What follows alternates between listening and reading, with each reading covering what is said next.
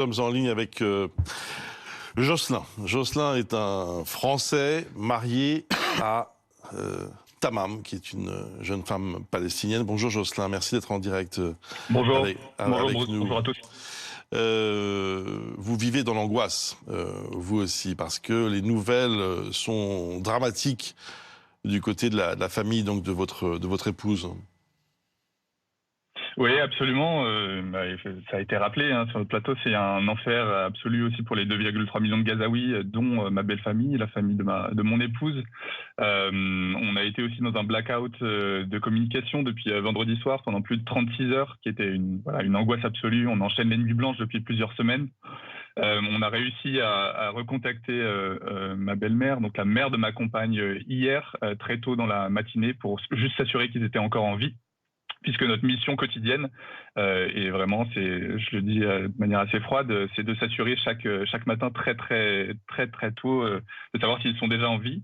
Et une fois qu'on a cette assurance-là, on leur demande la dernière fois qu'ils ont pu manger quelque chose ou boire de l'eau potable, vu que c'est une situation dramatique aussi d'un point de vue humanitaire.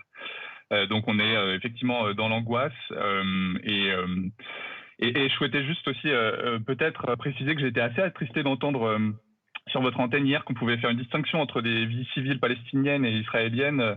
C'est envisager la violence inouïe de recevoir de tels propos quand on est dans l'angoisse. On pleure vraiment toutes les morts. Donc ça me paraît vraiment insensé quand je pense à mes deux petites nièces, Elia, Naya de 5 ans et tout juste 2 mois, la petite nièce de ma compagne qui est née fin août. Voilà, vraiment, Parce que Jocelyn, il y a déjà Gazaouis qui souhaitent simplement vivre. Jocelyn, il y a déjà des victimes dans votre... Il y a déjà donc des victimes dans la famille de votre femme, c'est bien cela?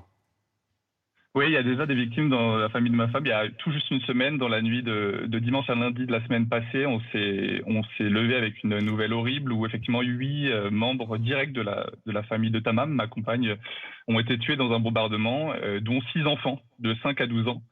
Donc c'est notamment une des cousines directes, germaine de ma compagne, avec ses 3 enfants, et un autre cousin qui lui a survécu, a perdu sa femme et ses enfants.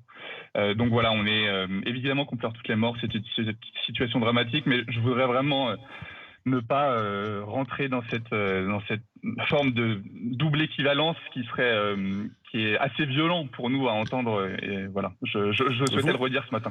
Vous lancez une pétition, Jocelyn? Oui, tout à fait. On a lancé une pétition il y a quelques semaines qui s'appelle, alors pour incarner le propos, mais on parle bien sûr des 2,3 millions de Gazaouis qui souhaitent simplement vivre et goûter aux choses simples de la vie. Mais elle s'appelle Sauver ma famille à Gaza. C'est sur la plateforme change.org.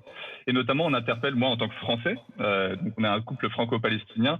En tant que Français, j'interpelle la diplomatie, Madame la ministre Colonna, ainsi que le président de la République, Emmanuel Macron, à peut-être faire plus que ce qui a déjà été envisagé en termes de prêt humanitaire ou cessez-le-feu humanitaire dans certaines zones, de ce couloir humanitaire qui doit s'intensifier et qui doit arriver de manière beaucoup plus soutenue tous les jours. Et encore une fois, que des familles puissent retrouver leurs proches, au moins temporairement, plutôt que d'être dans l'attente parfois d'être tué. Chaque heure qui passe, on est vraiment dans une situation où notre vie est en suspens depuis 3 semaines, où on essaye chaque heure de savoir si notre famille est morte ou pas. Merci beaucoup, Jocelyn. Alors, je ne sais pas à quoi vous faisiez allusion hier. Je n'étais pas à l'antenne hier, mais bon, désolé si des propos vous ont heurté, évidemment, mais je peux vous dire que nous essayons vraiment, de rester le plus à la fois digne, neutre, objectif, c'est plus compliqué, mais en tout cas honnête dans notre traitement de cette tragédie épouvantable. Merci beaucoup à tous les 4. Merci à vous, Jocelyn.